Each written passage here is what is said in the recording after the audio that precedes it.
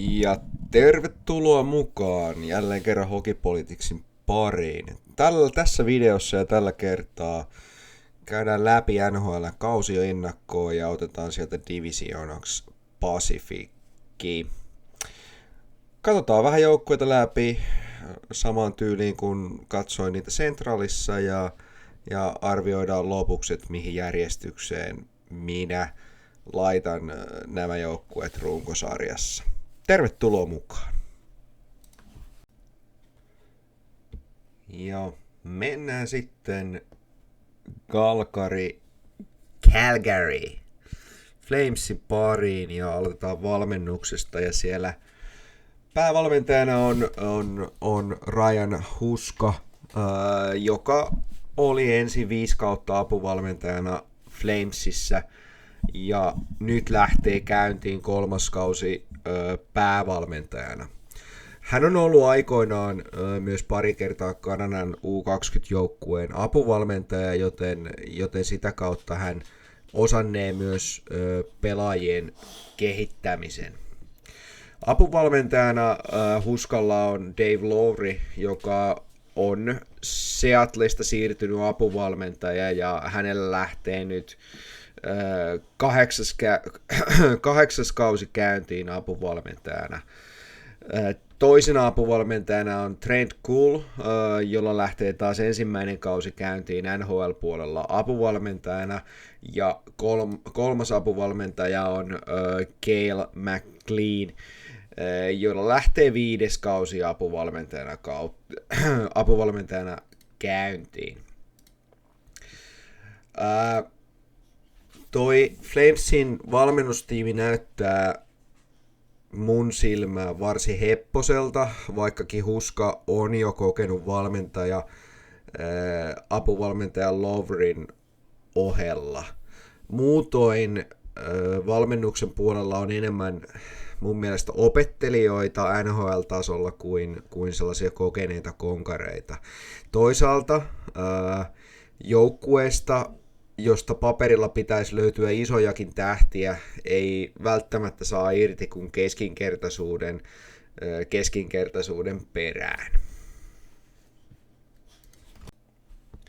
Sitten jos katsotaan Flamesin rosteria, niin aloitetaan maalivahdista, niin siellä tietysti komean sopimuksen tehnyt Wolf on väistämätön ykkösmaalivahti ja tulevaisuuden petsi Flamesille. Hän torjui hyvällä torjuntaprosentilla ja kohtuullisella GAAlla viime kautena ja tuollaisilla luvuilla operoiva Wolf saa kyllä olla joka penni arvoinen, joskaan ei tietenkään vielä tänä vuonna, koska Wolfin sopimus, minkä Flames teki, niin alkaa mun mielestä vasta ei nyt kaudella, vaan sitä seuraavalla kaudella. Cooley on tietysti ihan väistämätön kakkosmaalivahti ja pelaa vaan sen, mikä tarvitsee. Epäilisi, että 10-20 peliä runkosarjassa on Coolin pelimäärä.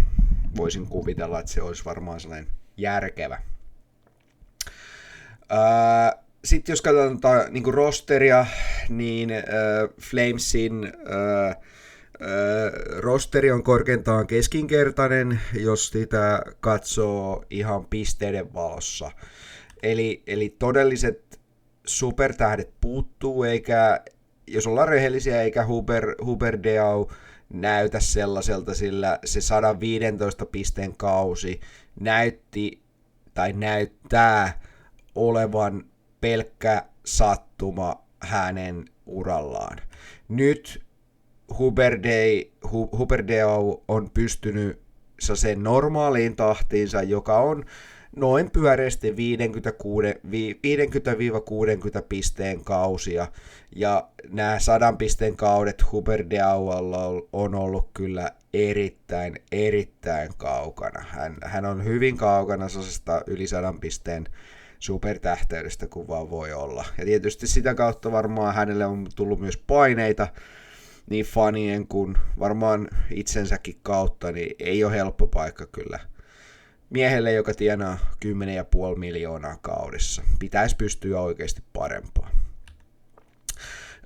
Ykkösentteri Guthrie on samanlainen toivotaan haku kuin Huberdeau, mutta silti hän oli viime kaudella joukkueensa paras pistemies 67 pisteellään. Ihan hirveän paljon parempaan hän ei pysty, ja hänen pisteennätyksensä on Coloradossa, ja se on silloin ollut 87 pistettä. Nuori Coronato Flamesi sainasi hänet isohkolla ja pitkällä sopimuksella viime kaudella, ja hän teki 47 pistettä. Lupa olisi odottaa oikeasti parempaa tällä kaudella. Jää nähtäväksi, että tapahtuuko se. Kakkoskentän Zari, niin hänestä voidaan odottaa parempaa, mutta olla rehellisiä, hän vaikuttaa edelleen sellaiselta 30 pisteen mieheltä. Kapteenina toimiva Backlund jakso vielä viime kautena painaa 32 pistettä, ja Flames sitten tässä kesällä sainasi hänelle vielä 2 vuotta lisää. Itselle ehkä jää vähän kysymykseksi se, että miksi, koska hänkin pelaa sitä sentterin paikkaa, mutta toisaalta hän on se kapteeni Flamesissa, niin ehkä se johtajuus on myös hänellä kovaa huutua siellä Flamesin pukukopissa. Sitten suhteellisen kokenut Coleman toisella laidalla kakkoskentässä pystyy itse asiassa jopa 50 pisteen kauteen, mutta ei tietenkään yksin. Tuossa bottom 6 kentistä löytyvä Farabee pystyy parhaimmillaan ihan oikeasti 50 pisteen kausiin, joten mä näen, että hän voi kilpailla ihan helposti Zaryn kanssa ylemmän kentän paikasta. Kolmosen keskeltä löytyy Frost, joka tuli Flyersista Farabeen ohella, ellei väärin muista, ja hän pystyy jopa 40 pisteen kausiin. Ja toiselta laidalta kolmosesta löytyvä Saran Govic on aidosti parhaimmillaan jopa 60 pisteen miehiä, ja voi tiputtaa Coronaton tai Colemanin alemmas tuossa nokkimisjärjestyksessä. Nelosesta löytyvä Lomberg oli jo aikoinaan Floridassa luottosoturi, ja mä luulen, että hän on samanlainen luottosoturi myös Flamesissa. Pospisil keskeltä pystyy myös ihan hyvin pisteisiin, teki 25 pojoa viime kaudella, ja sitten Klapka totuttelee vasta NHL menoon. Puolustuksessa Ball palkittiin pitkällä ja suht muhkealla sopimuksella, joskaan hän ei pisteiden valossa ole ykköskorin puolustaja, mutta siihen täytyy olla syy, että Ball sai 6 vuotta ja 5,35 miljoonaa, niin hänen puolustuspelaamisensa täytyy olla erittäin hyvällä tasolla. Anderson on puolestaan pelannut koko uransa Flamesissa ja on parhaalla kaudellaan saalistanut 50 pistettä, joka mun mielestä oikeuttaa kyllä eittämättä paikkaan puolustajien ykköskorissa Flamesillä. Kakkosparin Hanley on ihan peruspuolustaja, ei pistemies, mutta sitten Vegar puolestaan takoo hyvin pisteitä ja on pisteiden valossa ehdottomasti Flamesin parhaita puolustajia Andersonin kanssa. Aikoinaan Floridasta hankittu pakki on oikeasti pystynyt hyvin pitämään tasonsa. Hän, ellei väärin muista, niin Vegar tuli samassa kaupassa Huberdeaun kanssa, kun Chuk meni sitten taas Floridaan, ja Vegar on oikeasti ollut Flamesilta hyvä haku. Tykkään pelaajasta ja voin kuvitella, että Flamesissa myös tykätään Vegarista kyllä oikein paljon. Kolmosparissa sitten on Bean ja Barek, ja he ovat kyllä sitten peruspuolustajia. Sitten jos mennään Flamesin vähän tuonne talouspuolelle ja muihin asioihin, niin cap spacea tällä hetkellä Flamesilla on peräti 11,6 miljoonaa, eli capissa on kyllä tilaa hankkia pelaajia, jos se on tarpeen. Jos katsotaan heavy cap hittersia, niin siellä on tietysti Huber Deau johdossa ja ylivoimaisesti 10,5 miljoonan dollarin sopimuksella. Sitten tulee Katri 7, Coronato 6,5, Vegar 6,25, Sarangovic 5,75, Ball 5,35 ja Farabe 5. Jos katsoo merkittäviä sainauksia, niin siellä on Backlund 2 vuotta, 3,25 miljoonaa. Hän pelaa sentteriä tosiaan, ja se tulee voimaan vasta seuraavalla kaudella, ei siis nyt alkavalla kaudella. Wolf teki 7 vuoden sopimukseen ja 7,5 miljoonaa. Maalivahti, kuten varmaan on käynyt ilmi, tulee voimaan vasta seuraavalla kaudella. Tsari, sentteri, 3 vuotta, 3,78 miljoonaa noin pyöreästi. Pospisil 3 vuotta, 2,5 miljoonaa, sentteri, vasta seuraavalla kaudella alkaa. Frosti 2 vuotta, 4,38 miljoonaa, sentteri, jälleen kerran. Hanley 2 vuotta, 1,75 miljoonaa, puolustaja tietysti, ja Ball 6 vuotta, 5,35 miljoonaa ja pelaa sitä puolustajaa. Sitten siellä on myös Klapka 2 vuotta, 1,25 miljoonaa ja Coronato 7 vuotta ja 6,5 miljoonaa. Niin kuin huomaatte, niin Flames on tehnyt aika paljon isoja sainauksia ja varsinkin keskikaista on lyöty lukkoon moneksi vuodeksi, eli siellä on Katri, Backlund, Frost ja Pospisil ne sentterit, millä Flames menee nyt ainakin seuraavat 2 vuotta tuon sentteristön kanssa, ellei sitten tietysti tradeja tuu, mutta aika jännästi Flames on lyönyt lukkoon koko sentteriosastonsa, eli teki tosiaan 4 sainausta senttereille, eli kaikki paikat, niin pidän sitä aika mielenkiintoisena asiana.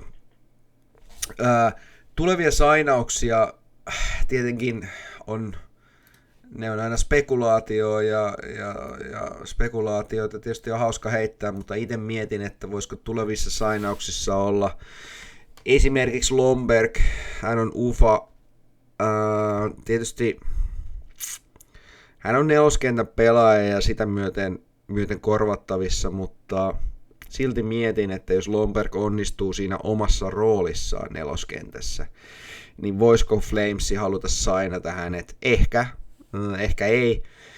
Kenet Flamesi varmasti haluaa sainata, niin on todennäköisesti Anderson. Ja sen takia, että Anderson on aika nuori, hän on tällä hetkellä 28-vuotias, niin mä uskon, että Anderson kyllä on sellaisia pelaajia, jonka perässä Flamesi haluaa edelleen olla tai jolle Flamesi haluaa tarjota sopimusta ja on aivan melko varmaa, että hänet halutaan sainata.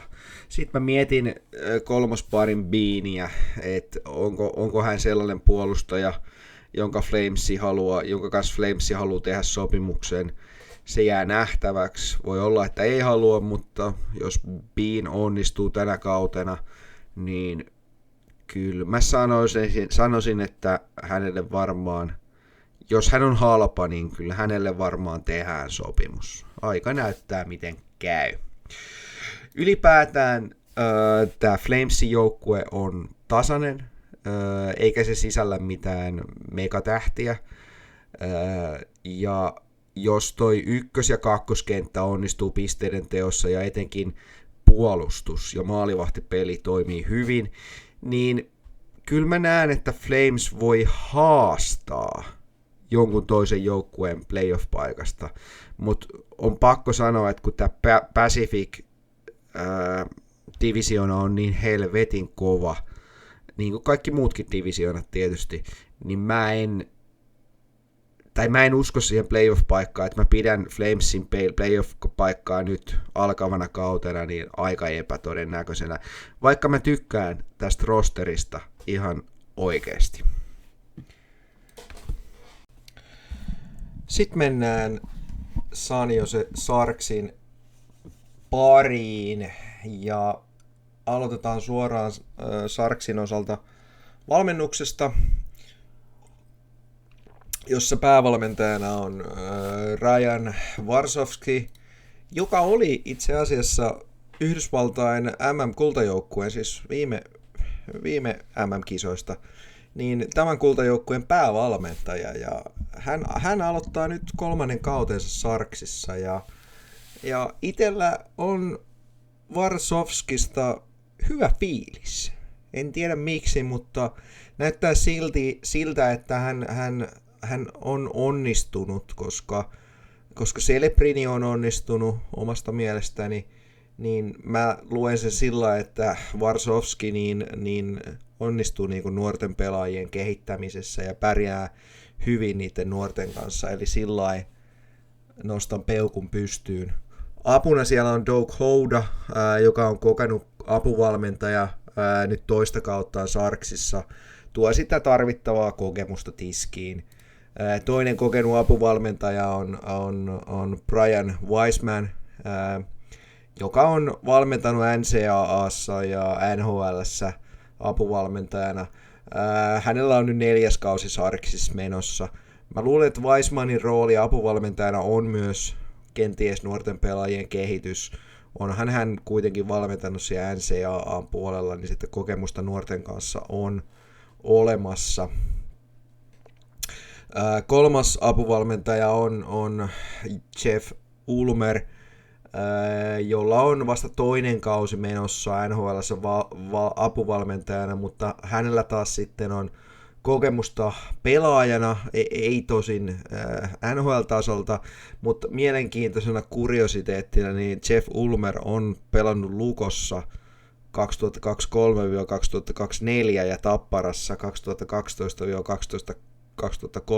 kausilla, ja sillä niin kuin suomalaisille mielenkiintoinen valmentaja.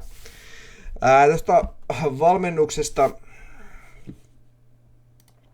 ehkä sen verran, että Sharksin valmennus ei ehkä, se ei ehkä ole NHL:n tähtitasoa, mutta Warsofsky tosiaan sai maistaa menestystä sen MM-joukkueen peräsimessä, ja Houda taitaa itse asiassa olla nostellut joskus kannua apuvalmentajana, ja mä näkisin näin, että kun puhutaan Sharksista, niin päämääränä tällä valmennuspoppolla on mitä todennäköisimmin parantaa heidän nuoria pelaajiaan ja heidän pelaamistaan, koska mä näen, että tällä rosterilla ei tosiaankaan ole tarkoitus taistella mistään pudotuspelipaikasta. Mä en niin kuin sekuntiakaan usko siihen, että Sharksin toimistolla olisi laskettu jotenkin, että nyt pelataan pudotuspelipaikasta. Sitten mennään San Josen rosteriin. Aloitetaan tyylisesti taas maalivahdeista. San Joses mun mielestä ei ole varsinaista ykkösmaalivahtia, mutta toinen maalivahti on Nedeljkovic, joka ei onnistunut viime kaudella kauhean hyvin. Tosin Sharksin puolustus oli mitä oli, mutta silti ei onnistunut hyvin.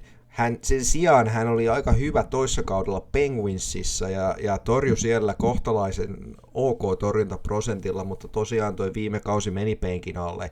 Silti mä näen, että Nedeljkovic on sellainen semihyvä, toivotaan kutitus San Joselta, ja katsotaan mihin se riittää. Toisena maalivahtina Askarov oli toissa kaudella erittäin hyvä tasan 2 ottelussa Nashvillessä, mutta viime kausi niin hän pelasi 13 ottelua ylhäällä, ja ne ei todellakaan San Josessa menneet ihan kauheasti putkeen. Mä näen, että toi parivaljakko melko varmasti jakaa torjuntavastuun ja siinä voi olla niin, että sieltä tulee joku kolmas vielä farmista sitten torjuu, jos ei se koppi tartu yhtään. Saa nähdä, miten käy. Sitten noihin pelaajiin, niin aloitetaan tuolta. Siellä on ykkösenä Kurashev, Celebrini, Smith ja pakissa Ferraro, Liljegren ja Kurashev on hyvä haku Chicagosta, jossa onnistui toissa kaudella yli 50 pisteen kauteen. Hänen viime kautensa meni penkin alle, mutta sitä potentiaalia oikeasti on olemassa. Ja jos hän onnistuu nyt, niin hän on RFA, ja siinä on sitten erittäin hyvä paikka Sanioselle sainata hänet, jos hän onnistuu tänä kautena. Celebrini on tietysti tulevaisuuden supertähti, se nähdään jo nyt, ja monet sanoo häntä mun mielestä ansaitusti paremmaksi kuin Bedard.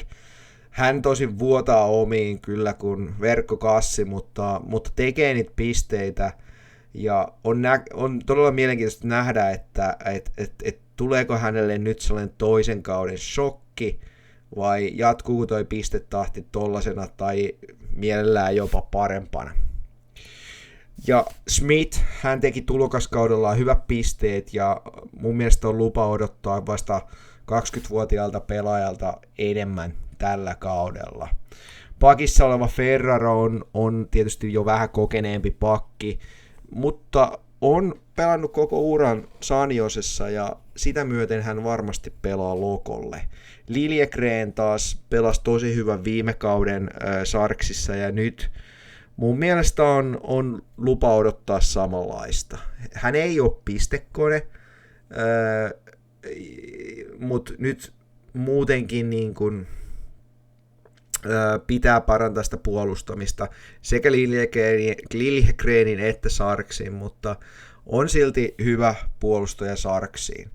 Kakkoskentässä sitten on Eklund, Misa, Toffoli, Ledi, Klingberg, ja muistutetaan, nämä kentät on taas Puckpediasta suoraan. Eklund on kyllä hyvä.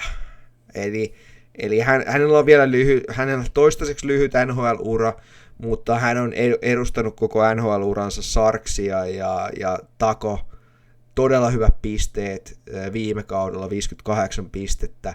Ja itse mietin, että pystyykö vielä parempaan. Ja Misa on kyllä todella mielenkiintoinen pelaaja.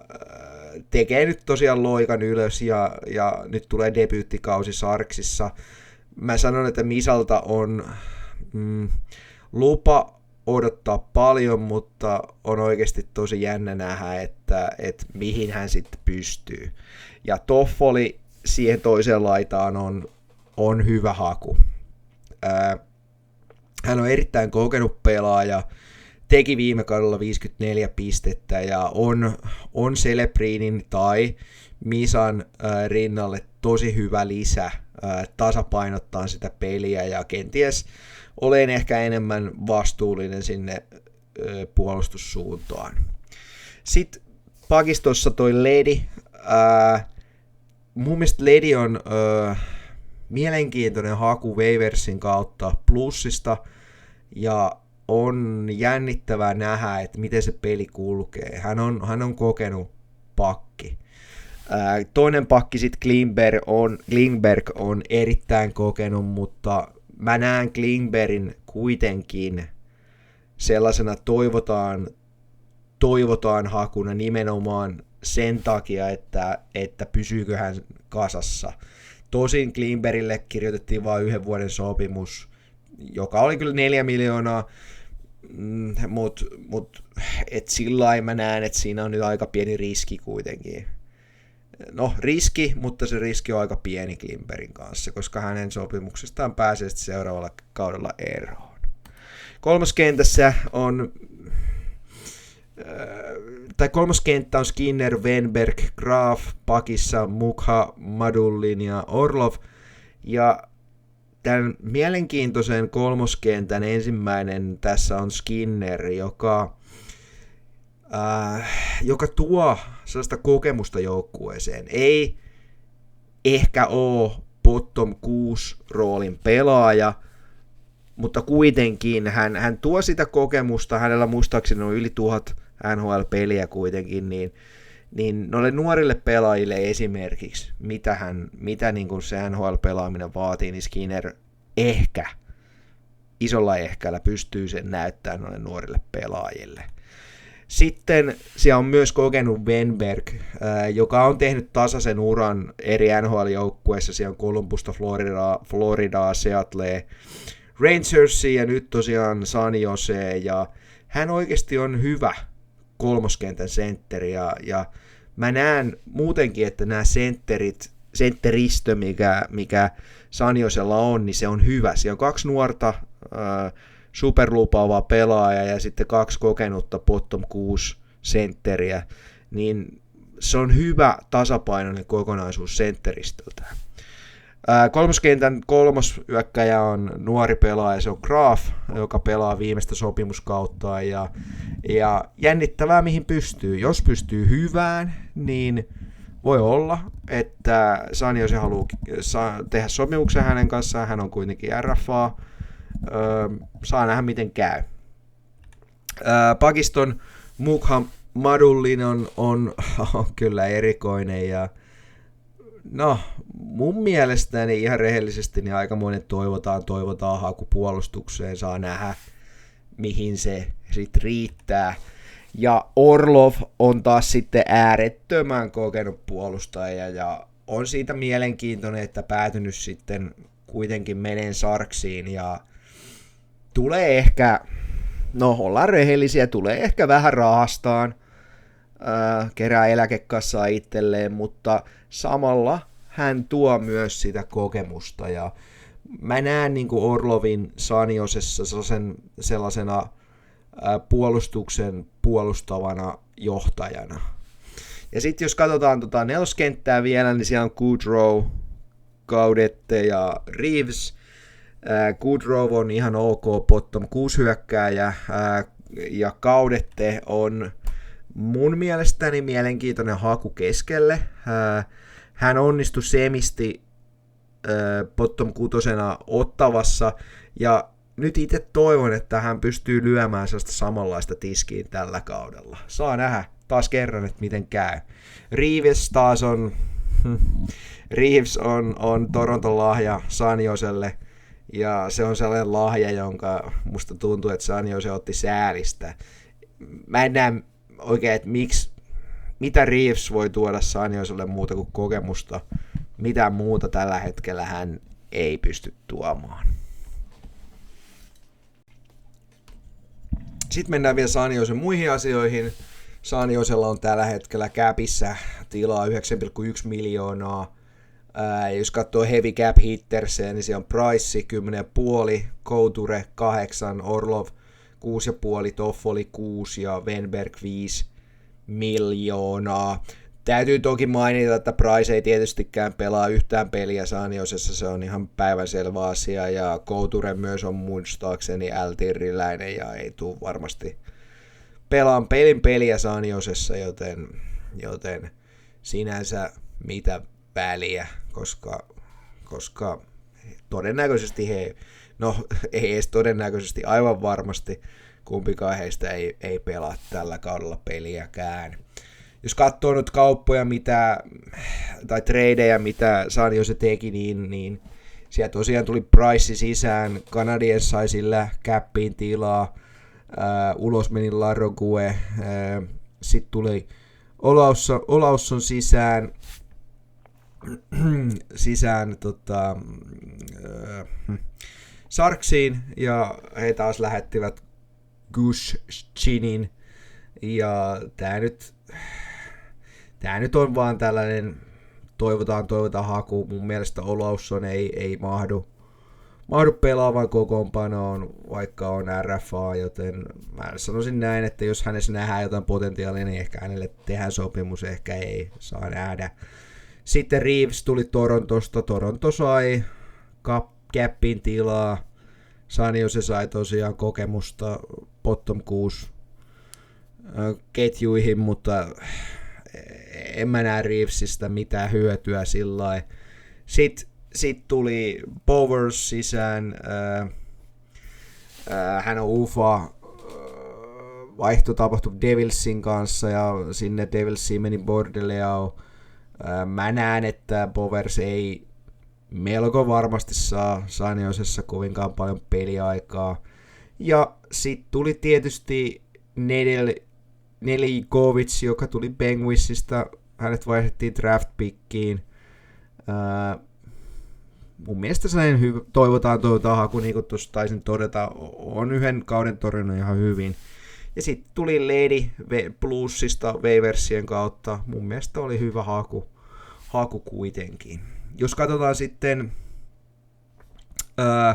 merkittäviä sainauksia, niin siellä on tietysti Misa, 3 vuotta, 0,975 miljoonaa.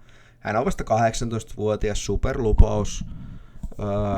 Ei nyt varmaan tällä kaudella vielä kauheasti pysty tekemään, mutta superlupaus kuitenkin. Thompson, puolustaja, 1 vuotta, 0,8 miljoonaa, toivotaan haku. Skinner, 1 vuosi, 3 miljoonaa kokemusta vuodeksi. Orlov, 2 vuotta, 6 miljoonaa per kausi, cap hitti, kokemusta tuo tosiaan tuohon puolustukseen ihan hirveästi. Kaudette, 2 vuotta, 2 miljoonaa cap hitti, tuli Ottavasta. Teki ihan kohtuullisesti pisteitä, näen Kaudeten hyvänä hakuna omasta mielestäni. Klingberg, 1 vuosi 4 miljoonaa, tuo sitä kokemusta ja on kyllä vähän pienellä riskillä oleva haku. Kurashev tuli 9 vuodeksi 1,2 miljoonaa. Eklund sainattiin 3 vuodeksi ja 5,6 miljoonaa. Tämä oli hyvä sainaus. Se sopimus tulee voimaan tosin vasta seuraavalla kaudella, mutta oikeasti tämä on ihan erinomainen haku kuin sainaus Sharksilta, koska sitten kun tuo 3 vuoden sopimus päättyy, niin Eklund on edelleen RFA ja se on kyllä hyvä juttu. Ja Mukhamadullin teki sen 1 vuoden ja 1 millin sopimuksen. Hänkin on RFA ja jos onnistuu, niin kyllä mä uskon, että San Jose sitten jotain pientä lappua hänellekin kenties voisi laittaa. Kun miettii näitä tulevia sainauksia, niin tosiaan siellä on Mukhamadullin RFAna. Jos onnistuu nyt, niin joo, hän saa lappunsa. Wenberg on UFA, ja kyllä mä näen, että Wenberg varmaan kiinnostaa San Josea jatkossakin seuraavalla kaudella, niin varmaan yritetään sainata Grundström. Ehkä hän on UFA, ehkä hänet sainataan, mutta ei mahdu kokoonpanoon tällä hetkellä, niin en ehkä näe, että näin tapahtuu. Dellandrea, RFA. Enpä tiedä, että sainataanko, mutta kun on RFA, niin hän on täytepelaaja tällä hetkellä Sharksissa, mutta voi olla, että hänet sainataan tai sitten ei. Kurashev, RFA, jos hän onnistuu, niin hänet kyllä, mä väitän, että sainataan, tai ainakin yritetään sainata. Ferraro, jos pystyy tuo puolustuksessa olemaan ykkösparissa, kakkosparissa, niin kyllä mä näen, että hänet sainataan. Liljegren sama juttu kuin Ferraro, ja kyllä mä sitten, kun ajattelen tätä Nedeljkovicia, niin hän on kuitenkin UFA, niin jos hän onnistuu, niin seuraavalla kaudella hänet sainataan, mutta vaan jos hän onnistuu. Tämä on mun mielipide. Sharksista ylipäätään, niin Sharks on mun mielestä aika takuuvarma pohjalla oleva joukkue, joka pikkuhiljaa rakentaa ydintään paremmaksi ja paremmaksi. Celebrini ja muut nuoret Misan johdolla ja heidän ympärillään on oikeasti hyviä. Ja objektiivisesti katsoen, niin Sharksin sentteristö on oikeasti ihan hyvä. Ja on tietysti peli peliltä ja vuosi vuodelta parempi.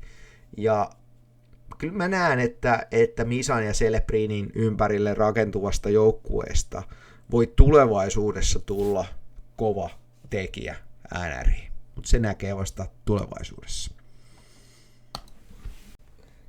Sitten mennään Seattle Krakenin pariin ja sieltä tuttuun tapaan taas suoraan valmennukseen, jossa päävalmentajana on Lane Lambert, joka on nostellut kannua kerran apuvalmentajana Washingtonissa ja ollut myös päävalmentajana Islandersissa. Mutta ollaan ihan rehellisiä, että nyt Lambertilla oikeasti olisi kyllä näytön paikka. Ja mulla ainakin sellainen ajatus on, että jos sitä tulosta ei tällä kaudella synny, niin mä ehkä näen, että Lambert lähtee, mutta se jää nähtäväksi. Apuvalmentajana siellä on Jessica Campbell, joka taitaa edelleen olla NHL:n ainoa nainen valmentamassa apuvalmentajana NHL:n puolella. Hänellä lähtee käyntiin toinen kausi NRissä, joskin on ollut muun muassa Saksan maajoukkueen apuvalmentajana ja AHL:ssä ennen tätä. Hän on totta kai sukupuolensa takia niin mielenkiintoinen tapaus NHL:ssä ja tuskin hän on tohon tehtävään noussut sen takia, että hän on nainen, vaan oikeasti sen takia, että hän oikeasti osaa asiansa. Mulla ainakin on vankka uskomus näin. Siellä on myös sitten apuvalmentajana Bob Woods, joka on todella kokenut apuvalmentaja ja hänellä lähtee nyt toinen kausi käyntiin Krakenissa. Tuosta valmennustiimistä, niin mä näen, että tuolla valmennustiimillä on oikeasti paljon todistettavaa katsojille, faneille ja ehkä myös itselleen. Ja Lambert kyllä oikeasti saa ottaa ton homman tosissaan, sillä Krakenin rosteri on ihan ok, mutta ei kuitenkaan mikään maailman paras. Ja mä niin kuin näen jo nyt tässä vaiheessa, että sillä tulee olemaan vaikeuksia päästä playoffeihin. Jos katsotaan sitten Seattlen rosteria ja aloitetaan taas maalivahdeista, niin siellä selkeänä ykkösmaalivahtina tällä kaudella lähtee Daccord. Ja niin kuin sanoin, niin lähtee kauteen selvänä ykkösvahtina, koska ollaan rehellisiä taas viime kaudella Grubauer ei kyllä saanut silmiäkään kiinni, niin kyllä se Daccord on se ykkösmaalivahti tähän kauteen lähdettäessä. Kakkosena sitten on Grubauer, joka aikoinaan oli kovassa vedossa Coloradossa, mutta Seattlessa se koppi ei ole kunnolla tarttunut oikein missään vaiheessa. Viime kausi varsinkin Grubauerilla oli tilastojen valossa katastrofi, joten aika paljon parempaan pitäisi pystyä. Sitten jos mennään noihin kenttiin, niin ensimmäinen kenttä on McCann, Beniers ja Nyman, ja taas kerran on Puckpedian generoimia line-appeja, niin McCann on tällä hetkellä joukkueen isoin tähti ja paras pistemies. Hän on tällä hetkellä loukkaantuneena, mutta pystynee kuitenkin aloittamaan kauden, ja minä ainakin odotan tulosparannusta McCannilta. Beniers, ollaan rehellisiä, hän oli varmasti pettymys Krakenille viime kaudella. Teki vaan 43 pistettä ja 43 pistettä ja on silti joukkueen yksi kovimmista palkkahirmuista. Ja jos sitä tulosta ei synny, niin Krakenissa varmasti annetaan mahdollisuuksia muille senttereille. Sitten siinä oikealla laidalla on Nyman, joka on nuori lupaus tietysti, ja Nyman nyt varmasti saa Krakenissa näytön paikan, varsinkin kun Kaapo Kakko on tällä hetkellä loukkaantuneena, ainakin tähän kauden alkuun, ja jos Nyman onnistuu siinä maalinteossa, niin itse mietin väkisinkin, että Kakko tulee oikeasti olemaan aika vaikeuksissa tuon pelipaikkansa kanssa tuo oikealla laidalla. Kakkoskentässä on Marchment, joka on Dallasista tullut hyökkääjä. Hänet myytiin Dallasista pois capin takia ja hän pystyy pisteisiin, mutta se kysymys ehkä on se, että innostuuko nyt pelaan Krakenille. Toivotaan, että innostuu, koska sopimus on katkolla ja uutta saada, niin kyllä silloin täytyy varmaan pisteitäkin takoa. Stevenson oli joukkueensa toiseksi paras pistemies, ja hän keräsi vaan 51 pistettä, että se ehkä kuvaa Krakenin näitä ongelmia aika hyvin. Hän tarvitsee parannusta puolustuspeliinsä, mutta on oikeasti hyvä kakkosentteri.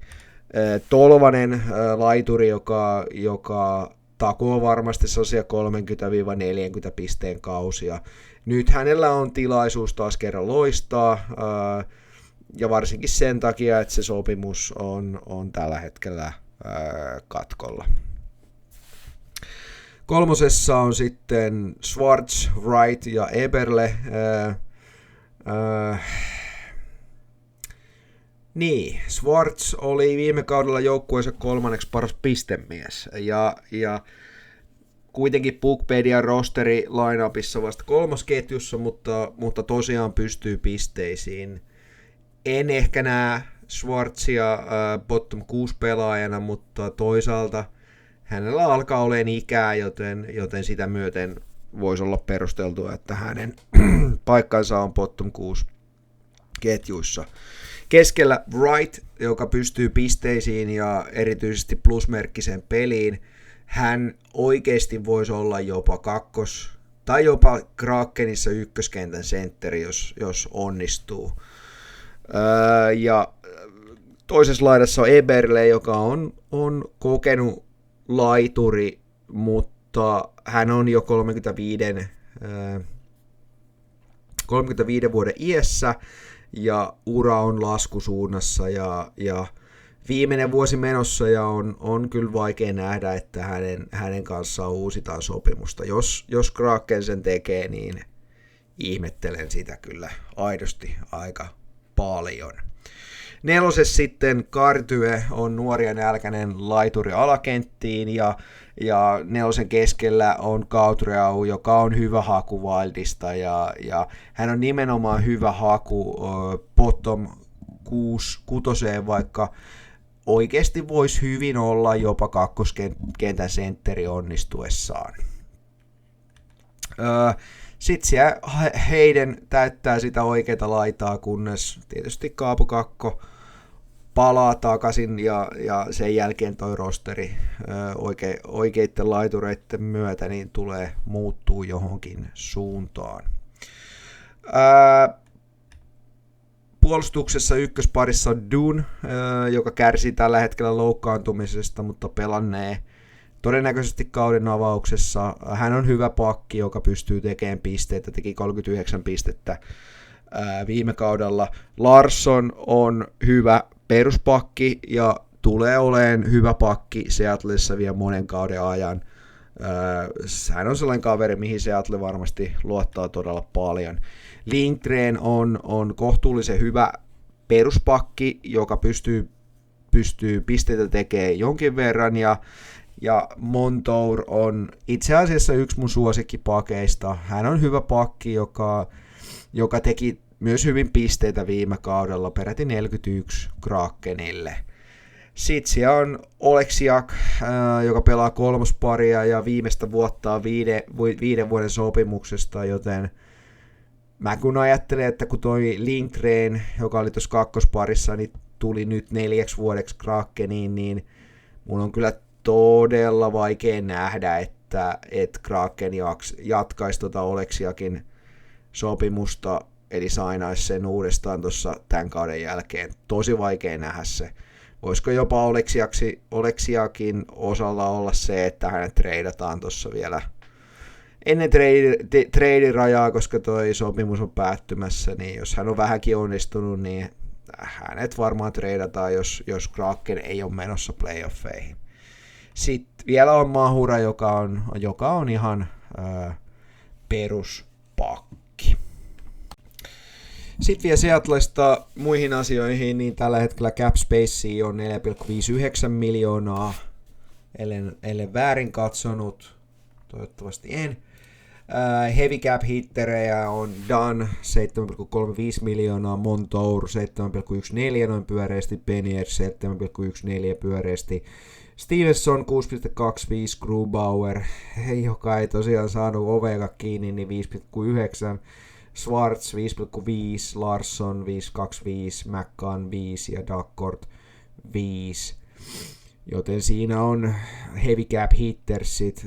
Mitä kauppoja tuossa tapahtuu kesällä, niin tosiaan Cautreau tuli Wildista sisään ja siitä Cautreasta meni ulos draftpikki.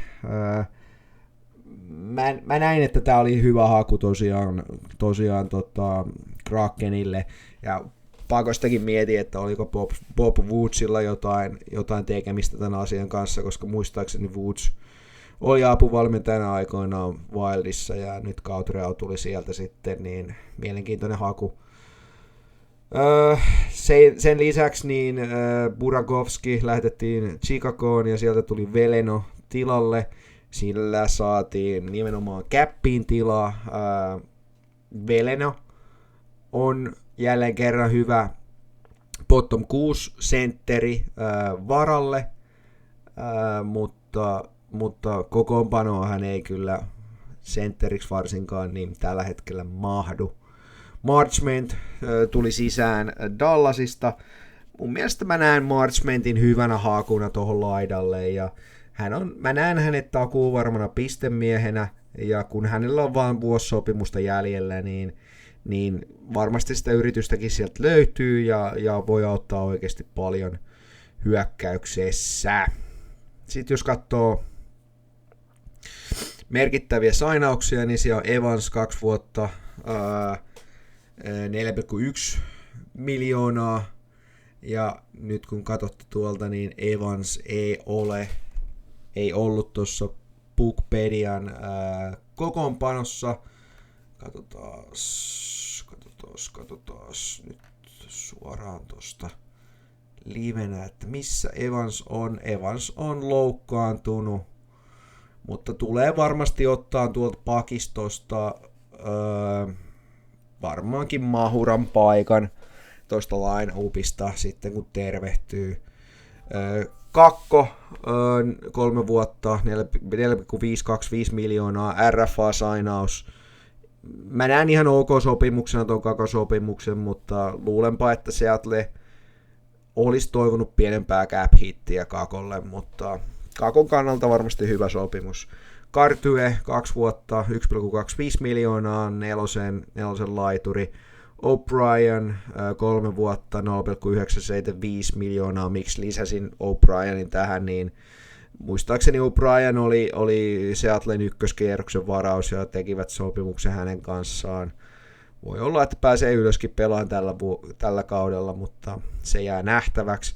Murray, maalivahti, teki 1 vuoden ja 1 millin sopimuksen, ja mä näen sen ihan sillä, että jos toi Grubauer jatkaa huonoja otteitaan tai Duckworth loukkaantuu, niin sitten on hyvä olla varalla Murray, joka toivottavasti ottaa kiekkoja paremmin kiinni kuin Grubauer.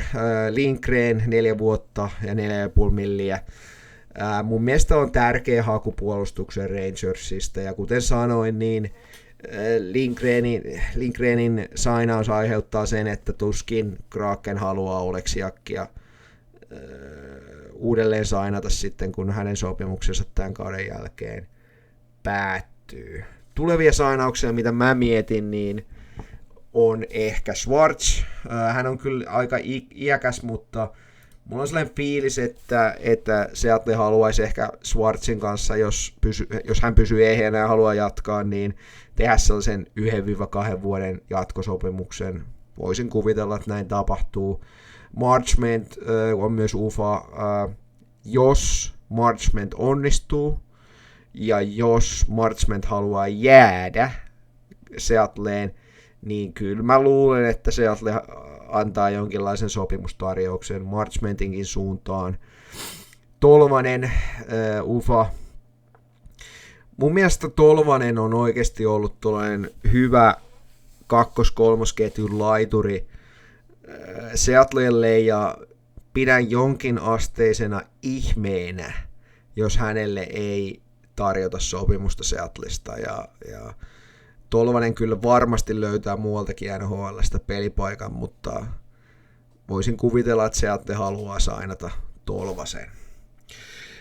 Ylipäätään Seattlesta, niin mun mielestä Seattle on keskinkertainen joukkue, jolla on 4 kakkos- tai kolmosketjun sentteriä.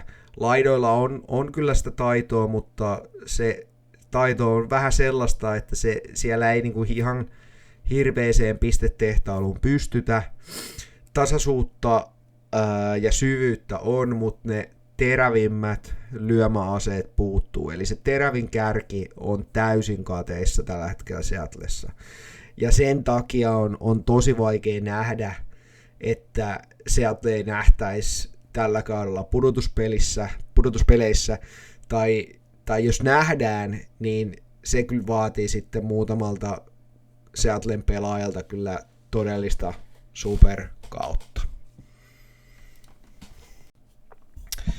Ja seuraavana vuorossa Vancouver Canucks, ja mennään suoraan sieltä valmennukseen, jossa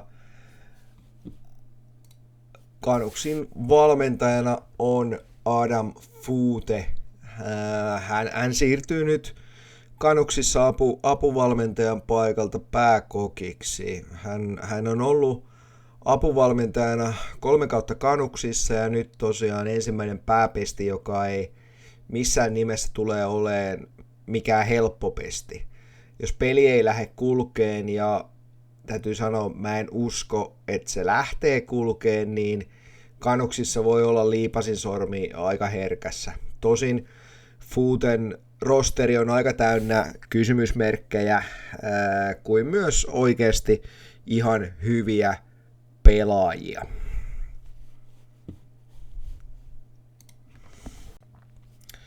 Jos katsoo Vancouverin rosteria, niin aloitetaan tuolta valmennuksesta. Aloitetaan maalivahdeista, jossa ykkösvahtina on Demko, ja kakkosvahtina sitten ehkä meille suomalaisille tutumpi Lankinen. Demko sainasi tuossa kesällä uuden jatkosopimuksen Canucksin kanssa, ja mun mielestä Demkon sopimus ei ollut virhe siinä mielessä, että hyvä Canucksille, että Demko teki sopimuksen, mutta se virhe, mikä siinä oli, niin oli se, että Demko 5 miljoonan cap hitti on nyt sitten ensi kaudella 8,5 miljoonaa, joka on kyllä mun mielestä liikaa maalivahdista, joka ei välttämättä pysy kasassa. Ja aikamoinen riski Canucksille tehdä tuollainen sopimus, ja sen takia Lankisellakin on kohtuullisen iso cap-hitti muistaakseni Vancouverissa. Ykkösketjussa DeBrusk, Pettersson, Boeser. Täytyy sanoa, että nämä on taas Puckpedian line-appeja. DeBrusk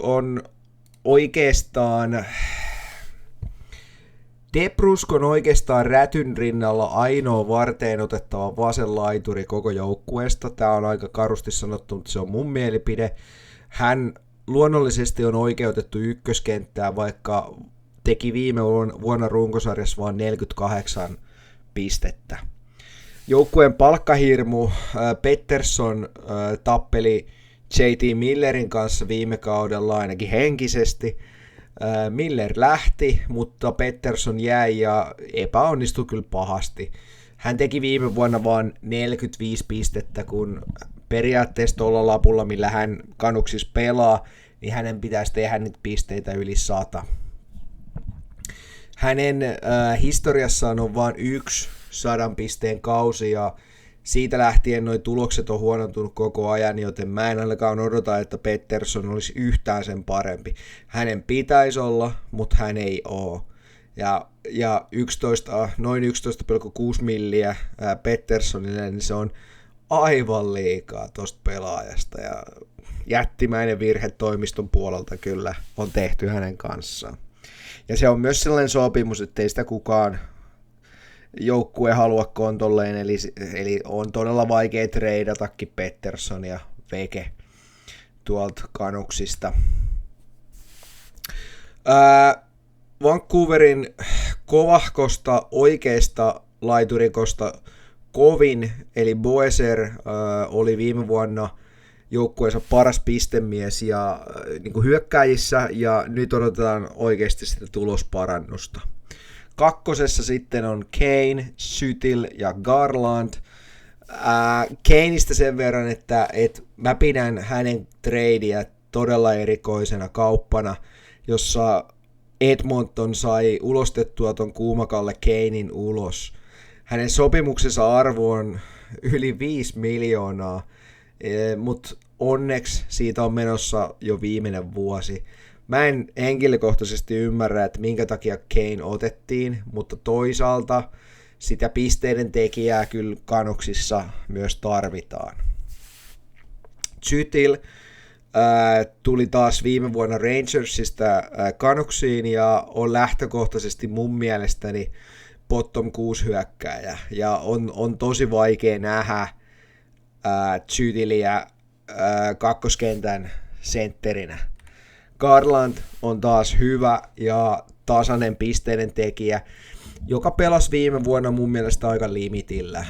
On ehdottomasti kuitenkin profiililtaan top 6 hyökkääjiä. Kolmosessa on O'Connor, Coates and Sherwood. Ja O'Connor olisi mun mielestäni jopa sain neloskentän soturi, koska hän on 193 senttimetriä pitkä ja sellainen jässikkä. Toi Coates, tai Coates, miten vaan, niin hän on vasta 18 ja kyllä tämä Braden Coates on oikeasti mielenkiintoinen nosto, jos saa tosiaan pelata kolmoskentässä Canucksissa.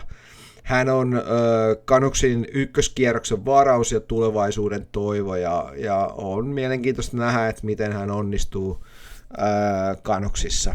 Sherwood taas on sitten erinomainen kolmoskentän laituri, joka tarvittaessa pystyy pelaamaan myös ylempänäkin, eli ei välttämättä ole bottom 6 laitureita. Nelosessa on sitten Räty, Bluger ja Lekkerimäki, ja Räty on tehnyt nousua tasaisesti AHL:stä NHL:ään, ja olisiko nyt aika viettää koko kausi ylhäällä. Mä toivon aidosti, että näin tapahtuu. Saa nähdä, mitä tapahtuu. Bluger on pisteiden valossa jopa liiankin hyvä sentteri nelosketjuun. Sopisi hyvin varmaan sinne kolmosketjuunkin, mutta jos Coach pelaa kolmosketjun sentteriä, niin silloin Blugerille jää joko kakkosentterin paikka tai toi nelossentterin paikka. Sitten toinen mielenkiintoinen nimi on Lekkerimäki, hän on ruotsalainen.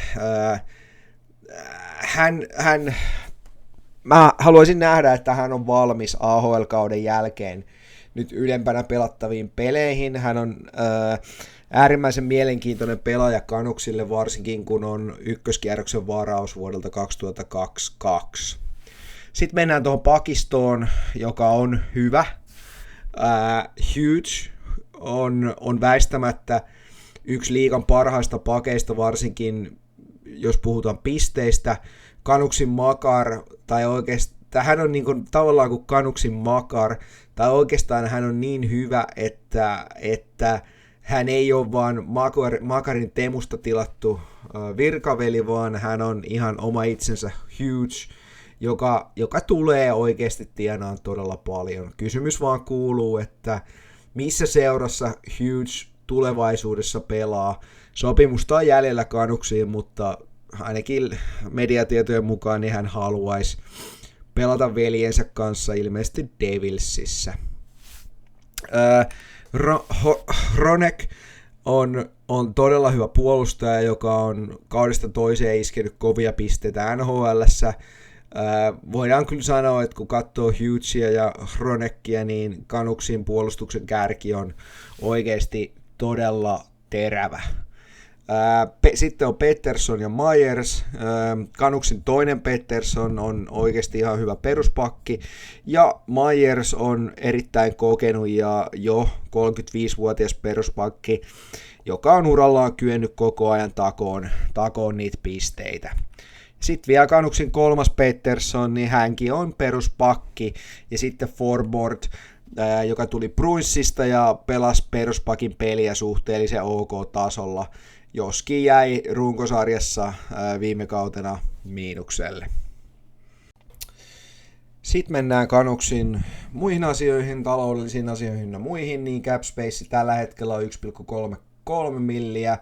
Heavy cap hitters, se on Pettersson 11,6 noin pyöreästi, Hughes 7,85, Boeser 7,25, Hronek 7,25, DeBrusk 5,5, Pettersson, puolustaja Pettersson 5,5, Kane 5,13 noin pyöreästi, Demko 5. Kauppoja mitä on tapahtua, niin ulos lähti Joshua, sisään tuli draft-pikkejä. Joshua ei onnistunut viime vuonna Canucksissa ja tällainen selkeä käppitila hakeminen Canucksille, kun saivat kirjoistaan pois 3,25 milliä.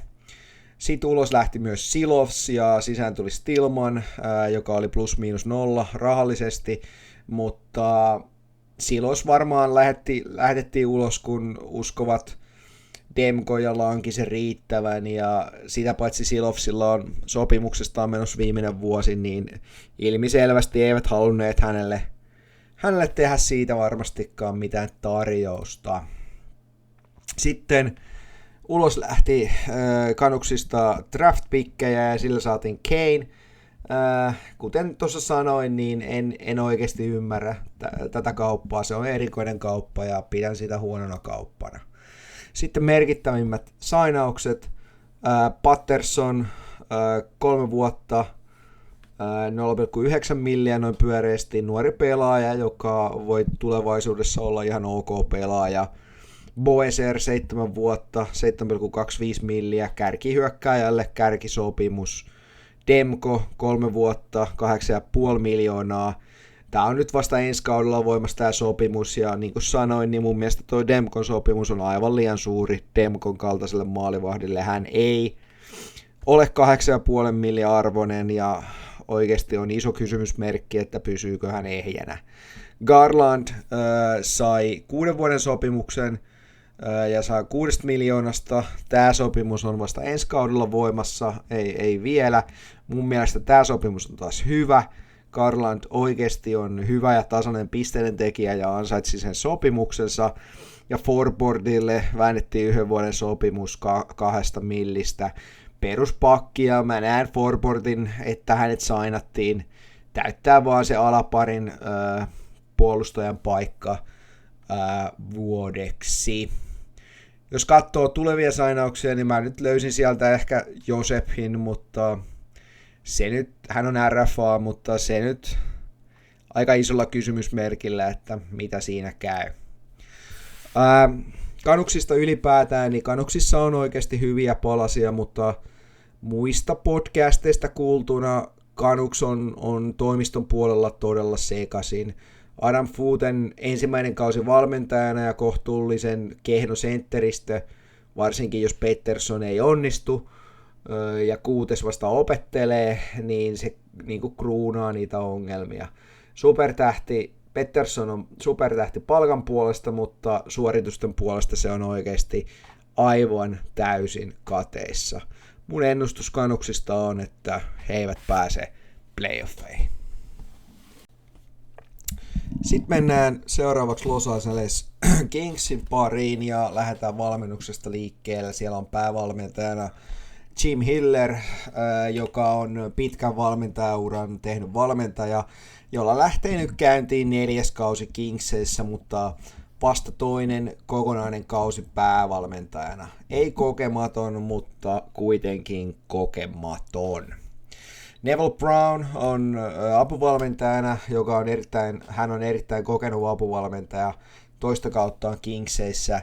DJ Smith, Senatorsin entinen päävalmentaja, 5 kauden ajalta tuli apuvalmentajaksi Kingseihin. Itellä käy mielessä väkisinkin, että kärkkyykö Hillerin paikkaa, jos homma ei toimi. Voi olla, että kärkkyy, mutta se jää nähtäväksi. Derek Johnson, apuvalmentaja, joka on entinen pelaaja, vasta toista kautta apuvalmentajana NRissä, eli aika kokematon seppä. Kingsin valmennus on mun mielestä sopiva kokoelma kokemusta ja kokemattomuuden intoa, ja kyllä mä näen niin kuin Kingsin osalta, ettei tuon homman ei pitäisi käytännön tasolla jäädä valmennuksesta kiinni. Aika näyttää, mutta musta tuntuu, että valmennus on Kingsellä kunnossa. Sitten mennään Kingsin rosteriin, aloitetaan maalivahdeista. Ykkösmaalivahtina siellä on Kuemper, joka on erinomainen maalivahti, mutta ikää hänellä alkaa olemaan jo se 35, ja sen takia tarvitsee oikeasti sen solidin kakkosmaalivahdin stuntiksi. Ja se toinen kakkosmaalivahti on Forsberg, joka on oikeasti ihan hyvä haku kakkosmaalivahdiksi. Hän on riittävän hyvä siihen ja saa oikeasti jotain kiinnikin, joten sen suhteen mä en näe, että Kingsillä nyt välttämättä on ihan kauheita huolia. Ykköskentässä on Kuzmenko, ja nämä on taas Bookpediasta nämä line-upit. Kuzmenko, Kopitar, Kempe. Kuzmenko ei ehkä ihan ole ehkä ykköskentän pelaaja, mutta on kiertänyt paljon joukkueita ja tekee kuitenkin pisteitä ihan ok tahtiin. Voi olla hyvä haku tai sitten ei ole hyvä haku. Se on ehkä vähän sellainen toivotaan haku omalla tavallaan. Kokenut Kopitar keskellä, pelaa nyt oman ilmoituksensa mukaan viimeistä kauttaan, tekee vielä pisteitä, mutta riittääkö se jalka enää, se jää nähtäväksi. Ja sitten Kempe, joka on oikeasti joukkueen ykkössoturi pisteiden valossa. Hän on UFA ensi vuonna, joten se jatkosopimus hänelle olisi toimistossa oikeasti tehtävä aika kiireellä ennen kuin Kempe alkaa neuvotella muiden seurojen kanssa, koska varmasti ei ole olemassa seuraa, joka ei olisi kiinnostunut Kempestä, niin hyvä pelaaja hän on. Kakkoskentässä Fiala, Byfield ja Laferriere. Fiala on oikeasti Kingsien paras vasenlaituri.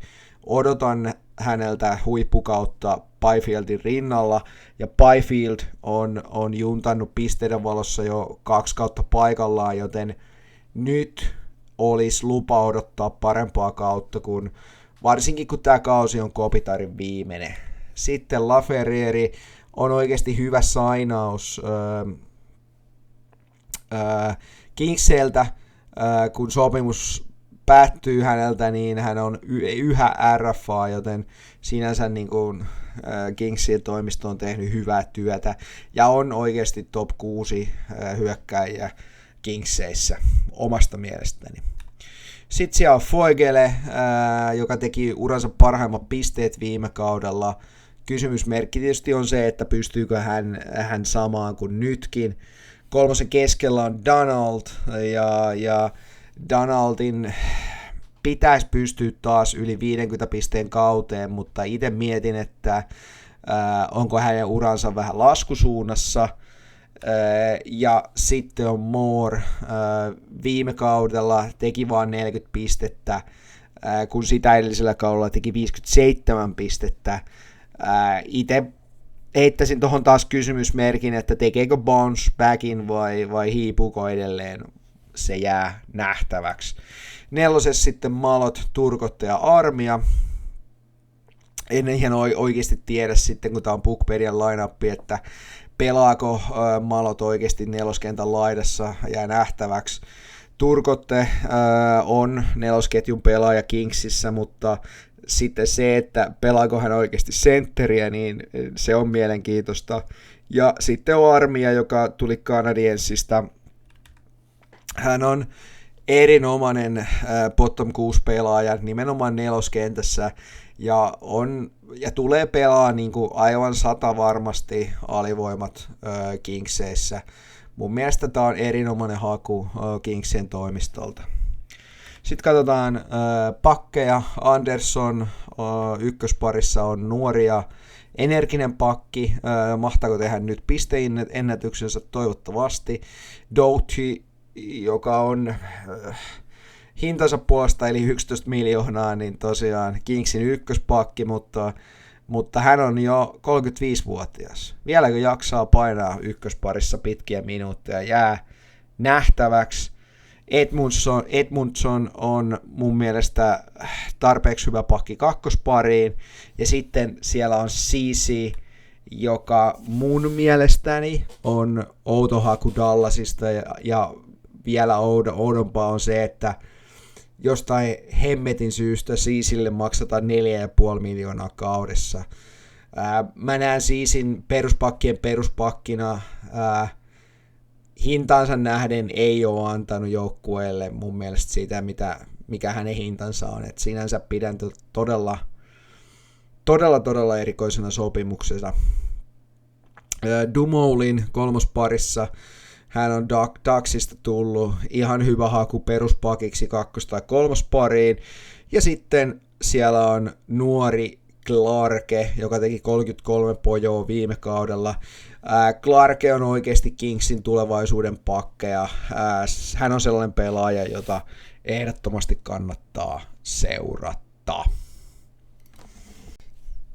Sitten katsotaan vielä muita juttuja, niin Kingseistä, niin tällä hetkellä cap space on 1,89 miljoonaa. Heavy cap hitters on Doughty 11 milliä, Fiala 7 milliä, Byfield 6,25 milliä, Donald 5,5, Kempe 5,5, ja kun Kempelle tehdään uusi sopimus Kingsistä, jos Kempe haluaa jäädä, niin se tulee nouseen muuten aika paljon. Kuemper saa 5,25 milliä kaudessa. Mitä kauppoja on tapahtunut, niin Spence lähti ulos, sisään tuli draft-pikkejä, sillä Kingsi sai vähän cappiin tilaa, ja Spence oli kuitenkin tällä kaudella viimeistä vuottaan, ja RFA, joten hänelle olisi kenties pitänyt tarjota sopimusta, ja on aika selvää, että Kingsi ei sitä halunnut tehdä, joten Spence sai lähteä. Merkittäviä sainauksia, tosiaan Laferriere, 3 vuotta, 4,1 miljoonaa, hyvä sainaus. Dumoulin 3 vuotta, 4 milliä, Duksista tullut, hyvä peruspakki. CC 4 vuotta, 4,5 miljoonaa, todella outo haku ja todella oudolla hinnalla olisin jättänyt itse tekemättä. Forsberg 2 vuotta, 2,25 miljoonaa, mun mielestä hyvä haku kakkosmaalivahdiksi, hän on riittävän hyvä siihen ja saa oikeasti jotain kiinnikin. Peri 1 vuosi, 2 miljoonaa, jatkuvasti ollut joukkueissa, jotka on mennyt kuppifinaaleihin, ja nyt ajattelin jo, että hän lopettaa viime kauteen Edmontonissa, mutta ei vielä uusi kausi, on tällä hetkellä loukkaantunut, sen takia ei ollut noissa line-upeissa. Armia 2 vuotta, 2,5 milliä, erinomainen bottom 6 pelaaja ja tosiaan AV-spesialisti, ihan tulee pelaamaan sitä AVtä siellä. Ja Kuzmensko 1 vuosi, 4,3 miljoonaa, ei ehkä oikeasti ykköskentän pelaaja, mutta on paljon kiertänyt joukkueita ja tosiaan tekee pisteitä OK tahtiin. Tulevia sainauksia, mitä itse tuossa kattelin, niin Kempe, joka on tosiaan UFA. Mä näen, että Kingsien on oikeasti pakko sainata Kempe. Jännitys oikeastaan vaan on se, että millä rahalla se tapahtuu. Veikkaan itse, että saa 10 miltsiä, tai 8 ainakin, mutta varmaan lähemmäs 10 miljoonaa kausi. Helenius, mielenkiintoinen pelaaja, RFA, on saanut peliaikaa ylhäällä. Ja mun mielestä on esiintynyt edukseen siellä alakentissä. Kyllä mä uskon, että Kingsit haluaa Heleniukselle kirjoittaa jatkon. Jos ei halua, niin olen oikeasti yllättynyt. Ja sitten tietysti Clarke, RFA. Hän on nuori pakki ja mä näen ihan niin kuin pommin varmana asiana, että Kingsi tekee hänelle pitkän sopimuksen. Jos hän haluaa Kingsissä pelata pitkään, niin sellaisen sopimuksen hän tulee kyllä saamaan ihan 100% varmuudella. Mä ehkä, mitä tulee Kingsiin yleisellä tasolla, niin mun mielestä Kingsin puolustus on huonontunut kuitenkin viime kauteen nähden huomattavasti. Sieltä lähti Gavrikovin lähtö ja Spencen myyminen ties sitä, että puolustuksesta lähti hirveä määrä pisteitä pois. Hyökkäys on lähes sama kuin viime vuonna, mutta vuoden vanhempi. Ja itse mietin ihan varmaan syystäkin, että jaksaako Kopitar vielä. Ja on oikeasti siinä ja siinä, että pääseekö Kings tänä vuonna playoffeihin. Mä en ehkä usko, että Kings pääsee playoffeihin, koska puolustuksessa on liikaa kysymysmerkkejä, ja Kuemperi on jo 35-vuotias, mutta voin olla tässä asiassa pahastikin väärässä.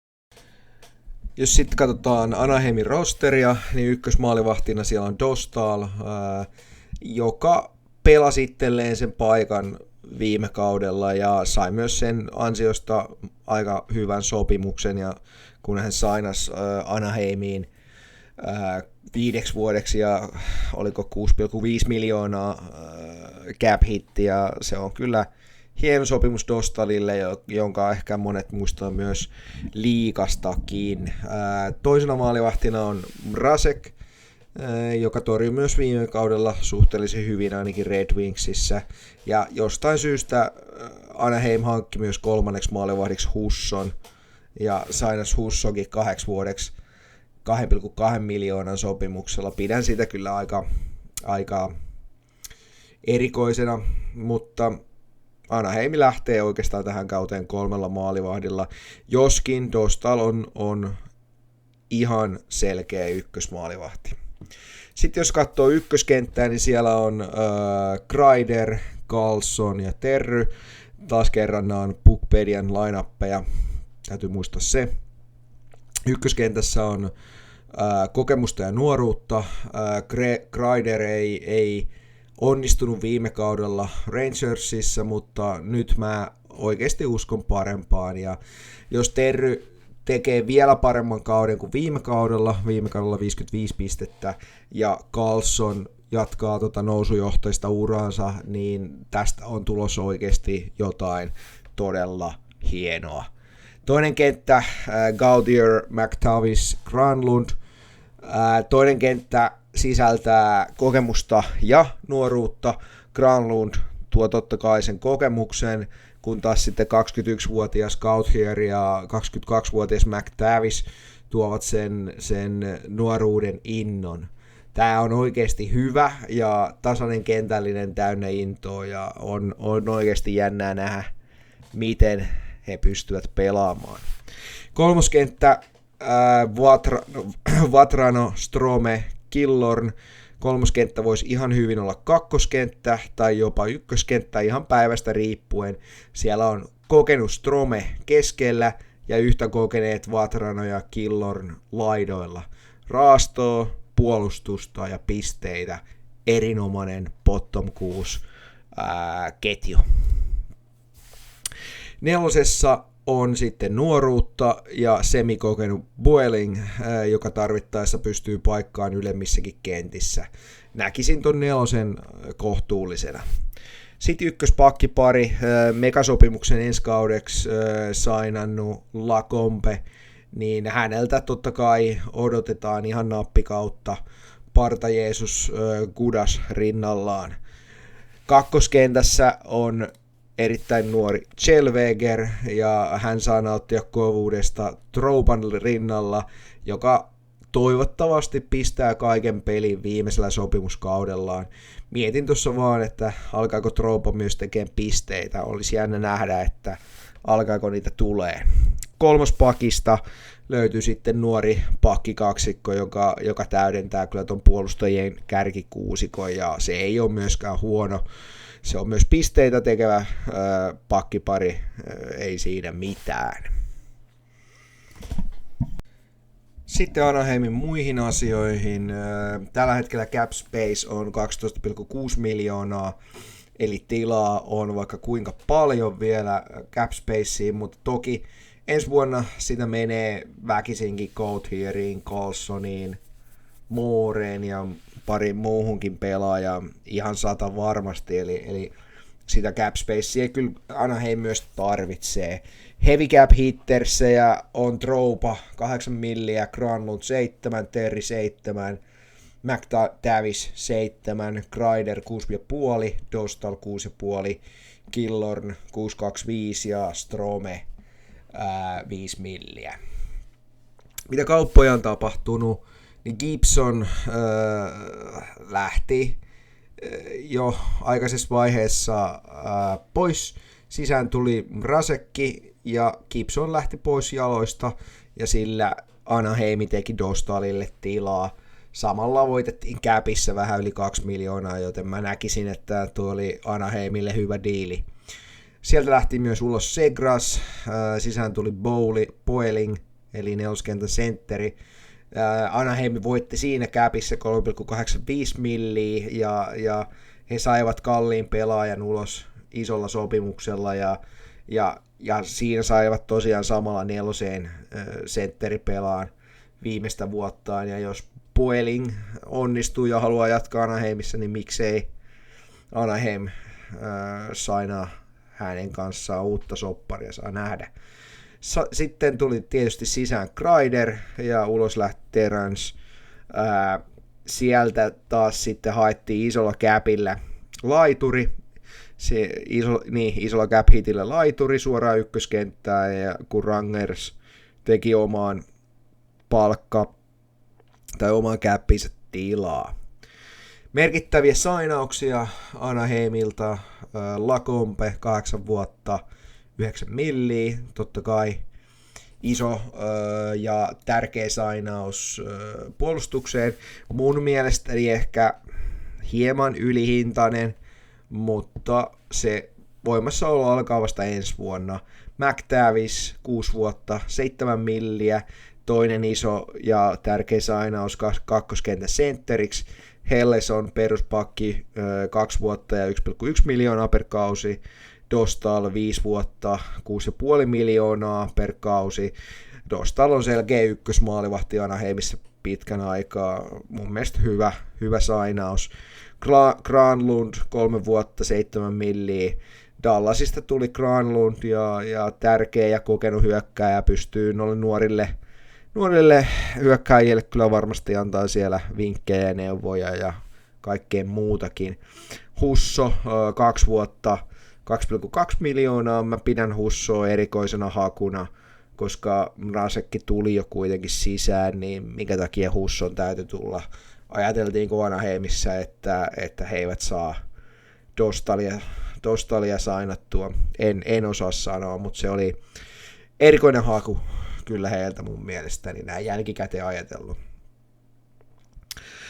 Tulevia sainauksia: Gauthier, RFA, Carlson, RFA, Moore, RFA, Mindui, Kuskov RFA ja Selveger RFA, eli Anaheimilla on paljon nuoria, hyviä pelaajia, joille he tarvitsevat saada sopimukset ensi kauden jälkeen, ja veikkaan, että tulevat kyllä saamaan, koska ainakin mun mielestä on koko ajan ollut nähtävissä, että Anaheimi on koko ajan parantava joukkue, ollut jo useamman kauden ajan.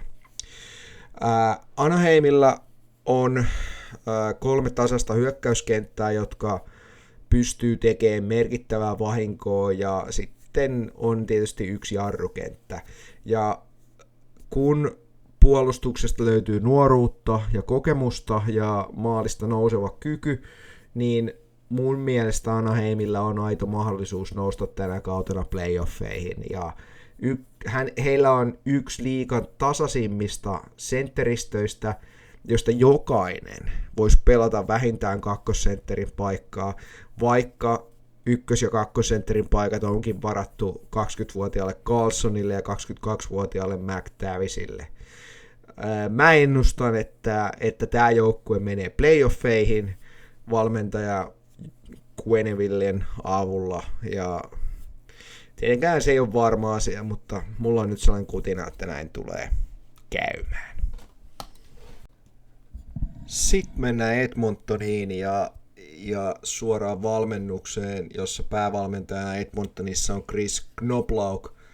Hänellä alkaa toinen kokonainen kausi päävalmentajana NHL:ssä, ja 2 viime kaudella ollaan käyty, Edmonton on käynyt finaaleissa häviämässä, mutta miten käy nyt? Uskon, että Edmonton ei tällä kaudella pääse finaaleihin, mutta silti uskon, että Knoblauch kyllä pärjää pestissään oikein hyvin. Knoblauchin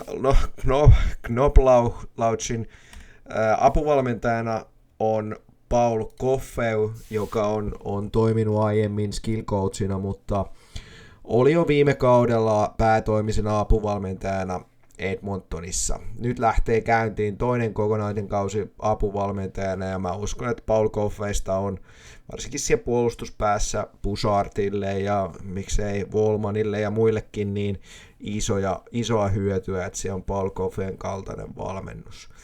Tästä valmennuksesta Edmontonissa ei missään nimessä kannata olla huolissaan. Siellä oli ehkä vähän tuulista, myönnetään, ennen Knoblauchia, mutta nyt kaikki näyttäisi olevan siltä osalta kunnossa.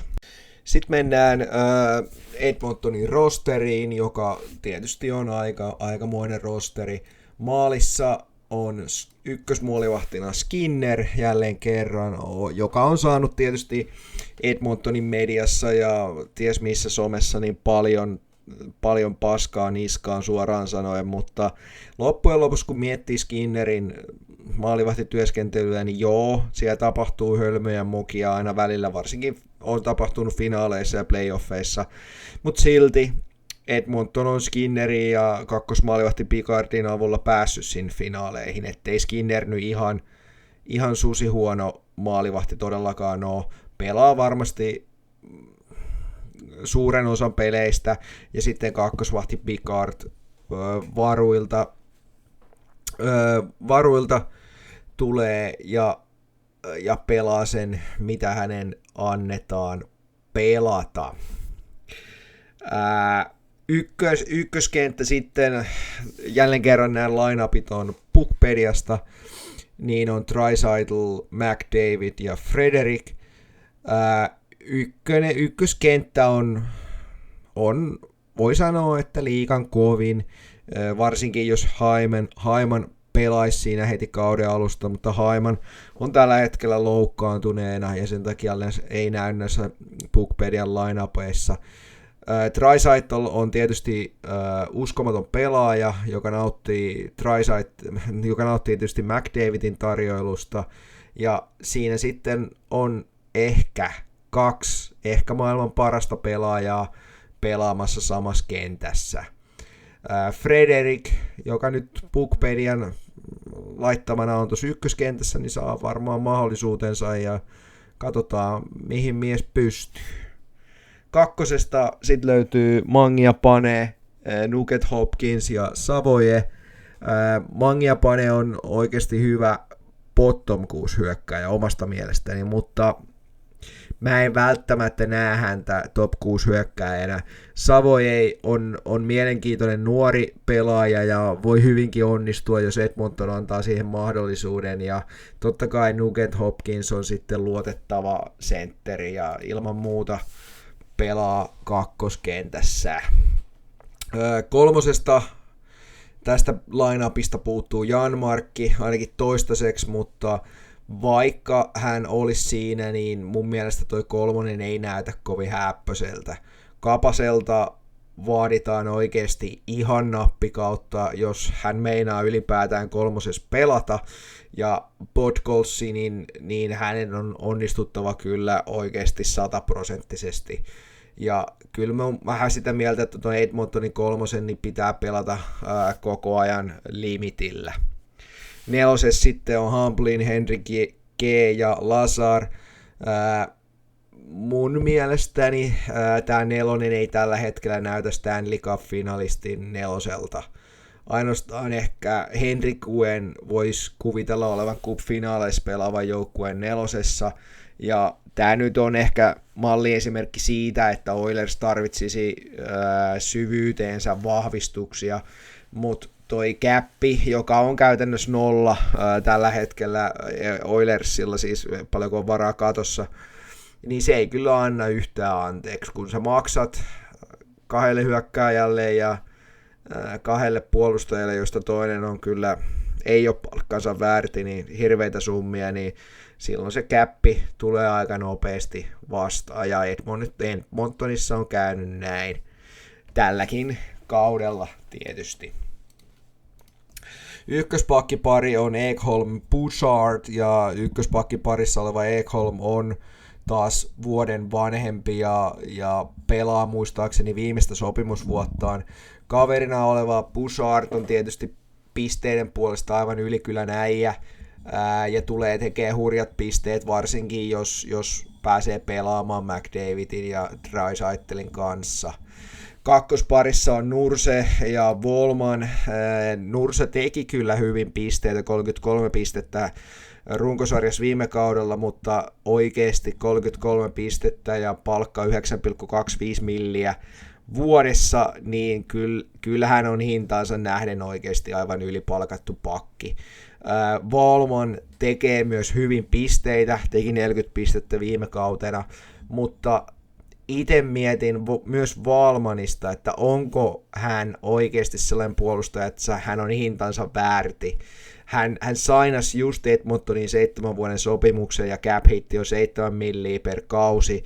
Se on aika paljon, mutta toisaalta capin katto nousee koko ajan, että se ei tunnu niin pahalta 2-3 vuoden päästä enää, mutta silti Volmanin kaltaiselle pakille niin 7 miljoonaa, niin mun mielestä se on paljon, mutta se ei ole voimassa vielä tällä kaudella. Kolmosparissa Kulak ja Stetcher. Kulak on oikeasti riittävän hyvä kolmospari, mutta Stetcher on kyllä ainakin mun kirjoissani pieni arvotus väistämättä. Jotenkin tulee mieleen, että toi kolmospari ei näytä hyvältä tässä rosterissa.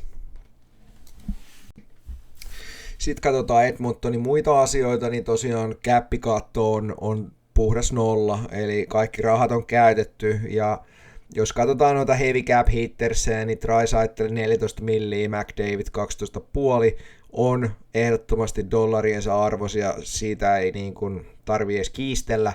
Bouchard 10,5 milliä, pisteiden valossa niin on hintansa väärti, mutta muuten onko hintansa väärti, niin sitä voidaan mun mielestä kysyä. Nurse 9,25 tai 9,25 milliä, niin se on ihan liikaa Nursesta. Se on vielä jopa sellainen sopimus, että Nursen sopimusta on oikeasti todella vaikea treidata pois, koska kuka nyt haluaisi Nurseen ja maksaa siitä vielä 9,25 milliä per kausi. Ekholm 6 milliä, Hyman 5,5 milliä ja Nugent Hopkins 5,13 milliä. Merkittäviä kauppoja. tässä mitä on tapahtunut, niin sisään tuli Ingram, hänet hankittiin kolmosmaalivahdiksi, ja mä näen enemmän Ingramin hankinnan tällaisena vakuutuksena Edmontonille siltä varalta, että Skinner tai Pickard loukkaantuu, tai he ei saa kiekkoa kiinni, niin sitten Ingram varmasti saa oman mahdollisuutensa. Arvidsson pistettiin ulos draft-pikkejä vastaan ja saatiin sillä käppiin 4 miltsiä tilaa. Samoin Kane onnistuttiin pistää ulos ja saatiin draft-pikki siitä. Sillä saatiin Edmonton sai käppiin 5,125 milliä tilaa. Ja niinhän siinä sitten kävi, että ne rahat, mitkä sieltä tuli, niin käytettiin siihen Bouchardiin, joka sainasi sitten 4 vuoden sopimuksen ja 10,5 milliä. Muita merkittäviä sainauksia on Wallman, 7 vuotta, 7 milliä. Kova hinta Wallmanista, en tietenkään ole minkään joukkueen GM, mutta en olisi kyllä maksanut Wallmanista noin paljon. Sopimus on voimassa vasta ensi vuonna. McDavid teki jatkosopimuksen ihan tässä hiljattain 2 vuotta, 12,5 milliä, ja tämä kertoo sen, että näin alhaisella hinnalla sainattu kertoo oikeasti vain yhden asian.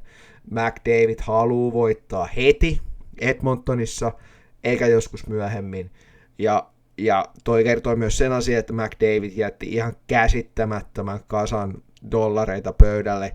Ja ihan vaan sen takia, että Edmonton pystyisi hankkimaan pelaajia. Ja mitä tekee Edmonton? Heti kun McDavid on tehnyt 2 vuoden sopimuksensa, niin sieltä tulee Wallmanin 7 vuotta ja 7 milliä per kausi. Et siihen meni se McDavidin alennus sitten. En tiedä, että oliko siinä kauheasti järkeä. Mun mielestä ei. Mitä ajattelee McDavid? Vaikea sanoa tietysti. Muita sainauksia Podkolzin 3 vuotta, 2,95 miljoonaa alakenttien nuori hyökkääjä, mun mielestä OK sainaus. Mangia panee 2 vuotta, 3,6 milliä. Hän on tärkeä alakenttien hyökkääjä, mun mielestä OK sainaus jälleen kerran. Ja Kapanen 1 vuosi ja 1,3 milliä, alakenttien työmyyrä ja vauhtikone, että toivottavasti Kapanen saa pelata ja onnistuu tänä vuonna. Se olisi Kapasellekin totta kai tärkeää, koska hän on nyt sainannut noita 1 vuoden sopimuksia ja 1 millillä, niin ei oikein meinaa lähteä. Tulevia sainauksia, niissä on ehkä mulla kysymysmerkkinä, ehkä Edmonton haluaa sainata Henrik Kuen, joka on UFA, ja Kulakin kenties, joka on UFA, mutta aika näyttää, miten siinä sitten tulee käymään. Edmontonista sen verran, että Edmontonilla on ehkä liigan terävin kärki, mutta siltä puuttuu syvyyttä, ja ollaan rehellisiä, siltä puuttuu myös sellaiset maalivahdit, jotta se voisi uida maaliin saakka. Toki Skinner on vienyt, tai on ollut maalissa, kun tuo joukkue on mennyt 2 kertaa finaaleihin, mutta myös hävinnyt siellä 2 kertaa. Niin mä näkisin, että Edmonton tarvitsisi luotettavamman ja tasaisemman maalivahdin, varsinkin playoffeja ajatellen, mutta tällä käpillä se ei voi sitä saada. Sen lisäksi musta tuntuu siltä, että Edmontonin puolustus on jopa huonontunut viime kaudesta, ja kyllä se totuus on, että toi hyökkäyksen syvyys nimenomaan, se ei kestä edes 2 loukkaantumista, joka Edmontonilla on nyt kauden alussa Haimanista ja Janmarkista johtuen. Siis se kestää tämän runkosarjan totta kai, McDavid ja Draisaitl on niin hyviä, mutta playoffeissa se ei enää kestä. Ja mä näen sen takia Edmontonin vaan 2 kentän joukkueena, josta 2 muuta kentällistä on pelissä aina lähinnä selviytymässä, ja jonka takia pelisuunnitelmat täytyy luoda sen mukaisesti.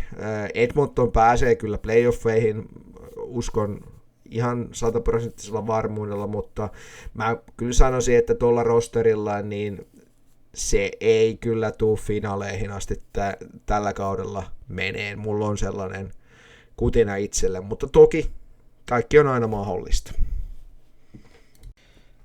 Ja sitten mennään seuraavaan joukkueeseen, joka on Vegas Golden Knights. suoraan valmentajiin, jossa Vegasin päävalmentajana on edelleen Bruce Cassidy, joka on Bostonin entinen päävalmentaja ja on kotiutunut tosi hyvin Vegasiin ja hän on voittanut Vegasissa myös ainoan Stanley Cup-voittansa ja Bruce Cassidy on kova ja vaativa valmentaja, sopii varmasti hyvin Vegasin joukkueeseen. John Stevens on entinen Flyers ja Kingsin päävalmentaja ja on nyt 4. kautta Vegasin apuvalmentajana. Kokemusta löytyy tosi paljon. Hän on myös 3-kertainen Stanley Cup-voittaja, kun oli apuvalmentajana Kingseissä ja Vegasissa.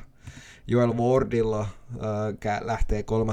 kausi käyntiin apuvalmentajana ja Dominic Ducharmella, joka on entinen Montrealin päävalmentaja, niin hän tuli sabattivuoden jälkeen Vegasiin apuvalmentajaksi ja hänelläkin lähtee käyntiin 3. kausi Vegasissa. Toi Vegasin valmennusosasto on erittäin hyvällä tolalla ja kyllä mun mielestä ihmeitä saa tapahtua, jos se jotenkin vaihtuu vielä tämän kauden aikana. Siitä valmennuksesta Vegasissa ei todellakaan kannata olla huolissaan. Jos sitten katsotaan rosteria Vegasista, niin siellä on selkeä ykkösmaalivahti, se on Hill.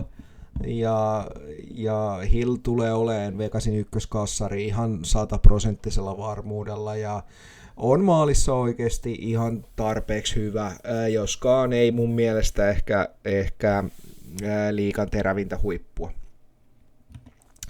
Kakkosmolkena on Schmidt, ja mun mielestä hän on kakkosmaalivahtina ihan riittävä, mutta nähtäväksi jää, että paljonko sitä peliaikaa siunaantuu Schmidille tänä kautena.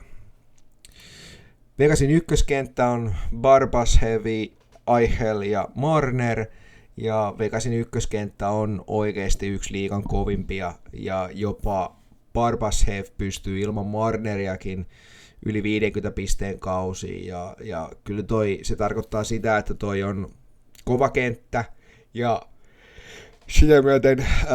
sitä myöten kovaa tulosta on ehdottomasti tehtävä. Kakkoskenttä on Smith, Colson ja Stone, ja taas kerran mainittava, että nämä on puckpediasta nämä kentät. Niin jos Stone pysyy ehjänä, niin Vegasin kakkoskenttä on oikeasti erinomainen Carlsonin varsinkin ollessa keskellä. Toi kakkoskenttä pystyy hyökkään ja puolustamaan, se on oikeasti tosi hyvä kenttä. Kolmonen on Saad, Hertl, Dorofejev ja toi Hertlin kolmoskentän oikeasti pitää pystyä puolustamaan ja tekemään samalla pisteitä. Mä itse mietin, että onko toi Hertlin sopimus liian kova ja sehän on siis kova ja nyt oikeasti pitäisi tulla tulosta. Mun mielestä toi Vegasin kolmoskenttä häviää kyllä muiden joukkueiden kolmoskentille aika kevyesti. Sitten mennään Vegasin neloskenttään, siellä on Howden, Sissons ja Kolesar. Vegasin nelonen on mun mielestäni nimenomaan hyvä kenttä, nimenomaan neloskentäksi. Sissons ei anna kenellekään armoa ja Kolesar ja Howden on laidolla täydentää tätä ja mun mielestä toi Vegasin neloskenttä on hyvä ja sopiva NHL:ään. Sitten jos katsoo pakkipareja, niin ykköspakkiparissa on McNabb ja Theodore. Theodore on liigan parhaimpia puolustajia pisteiden teossa, eikä McNabb ole todellakaan mikään turhake hänkään. Ykköspakkipari Vegasilla on erittäin laadukas tähän liigaan. Kakkospakissa on Hanifin ja Whitecloud. Hanifin teki 39 pistettä viime kaudella ja kun sitten täydentää Whitecloud, niin ei mun mielestä tuossa kakkosparissakaan ole mitään hätää. Kolmosparissa sitten on Lawson ja Korsak ja ehkä tällä hetkellä molemmat on peruspakkeja, mutta Korsak on oikeasti tietysti mielenkiintoisin heistä kahdesta on kasvamassa tosiaan tuo kolmosparissa ja varmaan tulee nouseen sieltä sitten, kun taidot kehittyy vuosien varrella. Sitten jos katsotaan Vegasin muita juttuja, niin Capissa on tilaa tasan 0, kaikki rahat on käytetty. Heavy Cap Hittersejä on Marneri 12 milliä, Ahel 10 milliä, Stone 9,5 milliä, Pietrangelo 8,8 noin pyöreästi, Theodore 7,43, Hanifin 7,35, Hertl 6,75, Hill 6,25, Carlson 5,9 ja Barbashev 5. Jos katsoo vähän minkälaisia tradeja Vegas on tehnyt, niin ulos lähti Roy ja sisään tuli tietysti Marner. Toronto teki sopimuksen Marnerin kanssa sovitusti ja treidasi sen jälkeen Marnerin Vegasiin ja Vegasista lähti Roy ja Cappiin tuli tilaa -9 miljoonaa ja sen takia tuolla Cappi on aika tiukoilla. Ulos lähti myös Hague ja sisään tuli Lawson ja Sissons. Siinä tehtiin kaupat Nashvillen kanssa ja Cappiin tuli tilaa 2 milliä, kun puolustaja Haguesta luovuttiin. Katsoo merkittäviä sainauksia, niin Davies 2 vuotta 1,15 miljoonaa. Hän teki kaksisuuntaisen sopimuksen puolustaja, riskiton sopimus Vegasille. Gorchak 4 vuotta 3,25 miljoonaa, nuori puolustaja tosiaan. Teki pitkän sopimuksen hyvissä ajoin, sopimus voimassa vasta seuraavalla kaudella. Saad 1 vuosi 2 milliä, hyvä 1 vuoden haku bottom 6 kenttiin ja Schmidt 1 vuosi 2 milliä.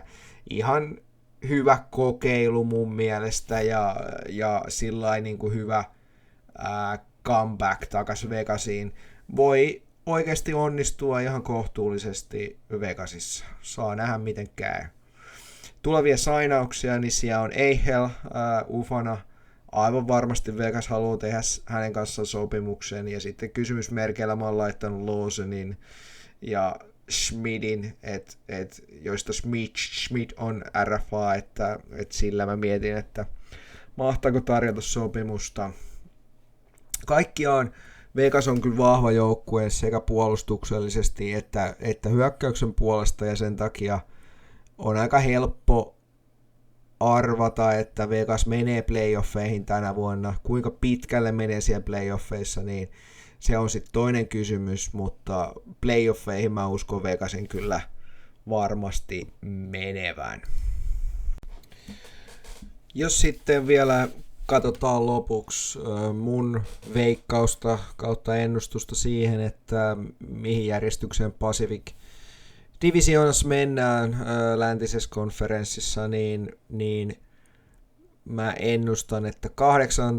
on San Jose, 7. on Calgary, 6.